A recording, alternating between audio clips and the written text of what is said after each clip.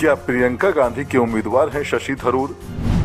क्या अंतरकलह का नतीजा है कांग्रेस अध्यक्ष का चुनाव? किसकी शय पर कांग्रेसी कर रहे हैं थरूर का समर्थन? क्या शशि थरूर कांग्रेस अध्यक्ष चुनाव में प्रियंका गांधी की ओर से खड़े किए गए उम्मीदवार हैं?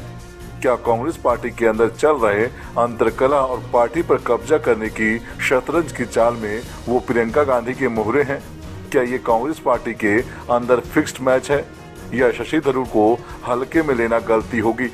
ये ऐसे सवाल हैं जिनका उत्तर किसी के पास नहीं है, हमारे पास भी नहीं, लेकिन ये सवाल है और इन सवालों से इनकार नहीं किया जा सकता।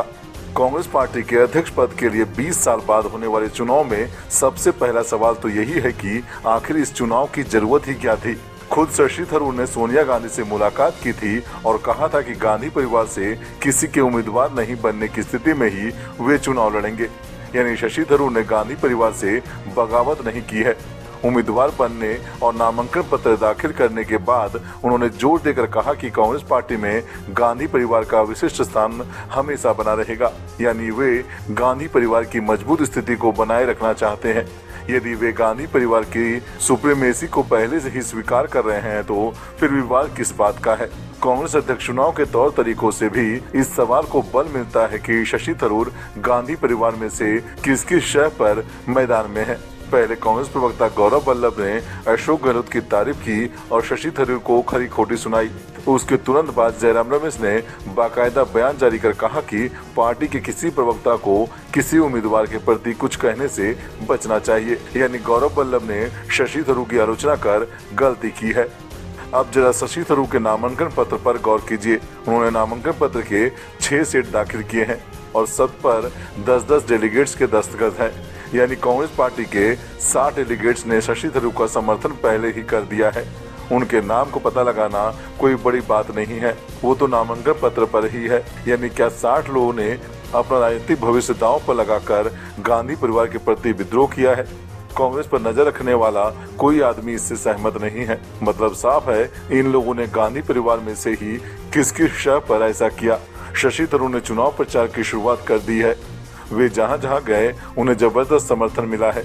क्या कोई कांग्रेस कार्यकर्ता गांधी परिवार को नाराज कर ऐसा कर सकता है? शशि थरूर और मल्लिकार्जुन खड़गे में जो एक बहुत बड़ा अंतर है और वो बहुत ही अहम है, वो है उम्र का।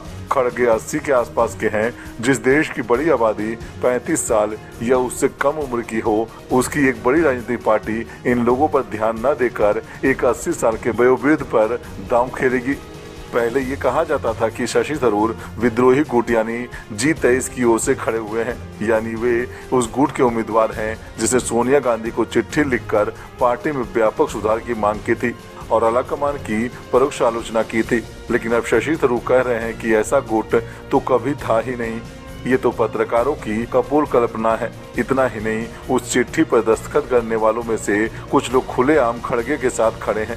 नामांकन में उनके साथ गए थे मनीष तिवारी, भूपिंदर सिंह हुड्डा, मुकुल वासनिक, पृथ्वीराज चौहान। ऐसे लोग हैं जिन्होंने उस चिट्ठी पर दस्तखत किया था, लेकिन मल्लिकार्जुन खड़गे के नामांकन के समय उनके साथ गए।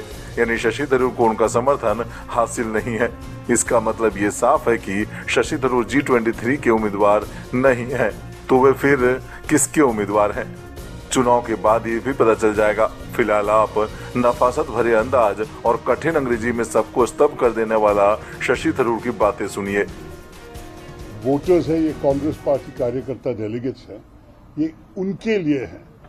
देश के बारे में कांग्रेस पार्टी की बहुत सोच है और देश के बारे में हम बहुत कहेंगे। लेकिन अभी इस चुनाव में हम पार्टी के भीतर किस किस्म के प्रगति लेके आने चाहते हैं, ये इस घोषणा पत्र में है।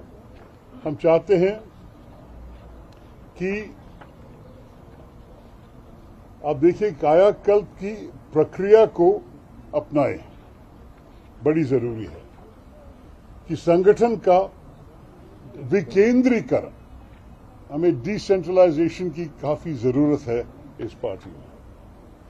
AICC मुख्यालय की भूमिका की फिर से कल्पना, पार्टी के मूल विश्वासों को दोहराएं। कभी कभी लोग भूल जाते हैं, भूलना कभी नहीं चाहिए कि हमारे संकल्प, हमारी सोच जो भारत के बारे में है, ये भाजपा और हमारी सरकार से बहुत अलग है और ये हम बार बार जनता को याद दिलाना चाहते हैं।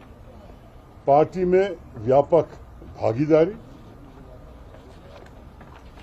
चुनाव प्रबंधन को मजबूत करना, वो तो बड़ी जरूरी है, आपको पता है क्यों। युवाओं पर अधिक ध्यान, और ये मैं कह रहा हूं क्योंकि हमारे देश में युवाओं तो 50% तो पार किए हैं। हमारे देश युवाओं की देश है और हमारी पार्टी भी युवाओं की पार्टी होनी चाहिए। भविष्य में अगर भारत के 21वां शताब्दी को हाथ में लेके अच्छा रोशनी ले आना चाहेंगे इस देश में, तो युवाओं को हमें शक्तिकरण देनी ही चाहिए। महिलाओं के लिए बड़ी भूमिका, ये बड़ी जरूरी है। उद्योग और पेशावरों के लिए आउटरीच के लिए शुद्ध हिंदी किसी ने बताएंगे मुझे, लेकिन आउटरीच के बारे में कहा इसमें। और सामाजिक कार्य के रूप में राजनीति के लोकाचार पर लौटे।